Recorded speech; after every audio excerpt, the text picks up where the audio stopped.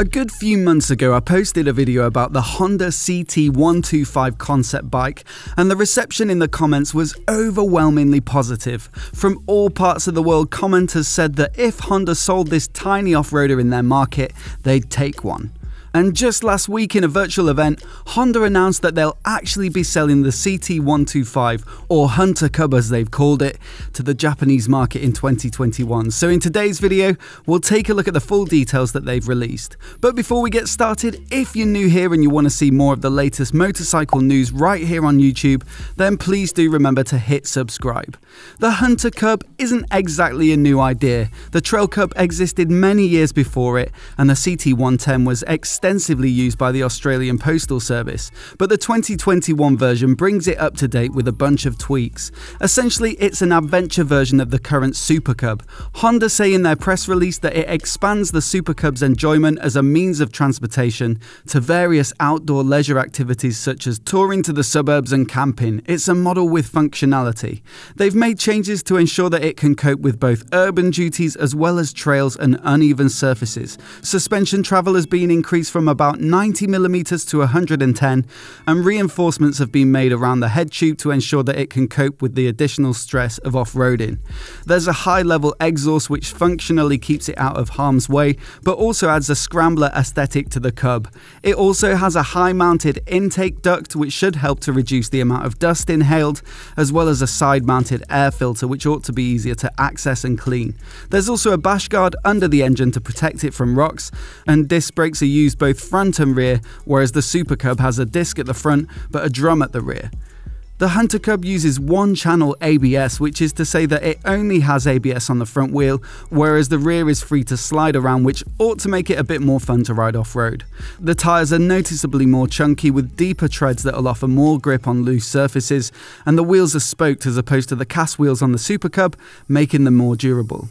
Bodywork is way more stripped back and functional, doing away with the plastic leg guards, which means that there are less things to break if you drop it on the trails. The geometry has also been revised with 20mm added to the seat height, bringing it up to 800, and higher bars which ought to make for a more comfortable standing position.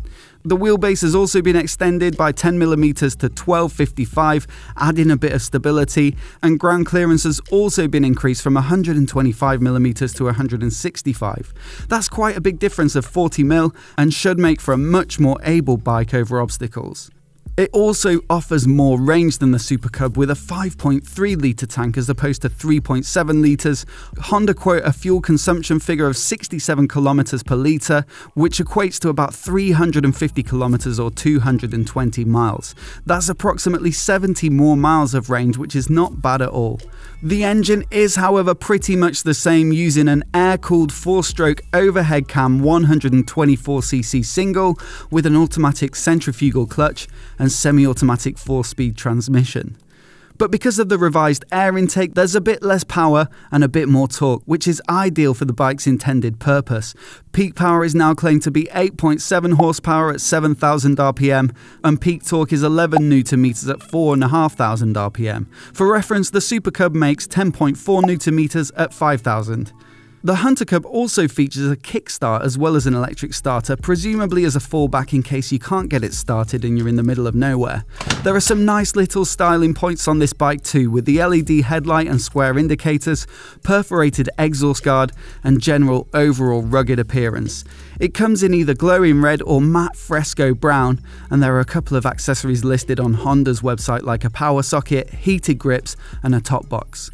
I can see why so many people liked the concept bike, and this production version for 2021 looks like it'll deliver on what the initial design promised. It'd make an awesome little cheap second bike for local runs, and who wouldn't want to give it a go on some green lanes or gravel trails? It has a lot of improvements over the Super Cub for off-roading, like longer travel suspension, higher handlebars, more ground clearance, a bash guard, grippier tyres, no ABS on the rear, and a larger capacity tank. It's really cool to see Honda go all out with it. The list price in Japan is 440,000 yen, which is equivalent to about £3,300, so not far off the 3,449 that the Super Cub currently retails for in the UK. Finance deals for that bike start from less than 50 quid a month, which would surely be a tempting proposition should you choose to buy your bikes that way. At the moment, I can only see a press release on the Honda Japan website, nothing on Honda Europe, America or Australia. Here's hoping they do eventually sell it further afield, and I'll be sure to update you as soon as I hear anything.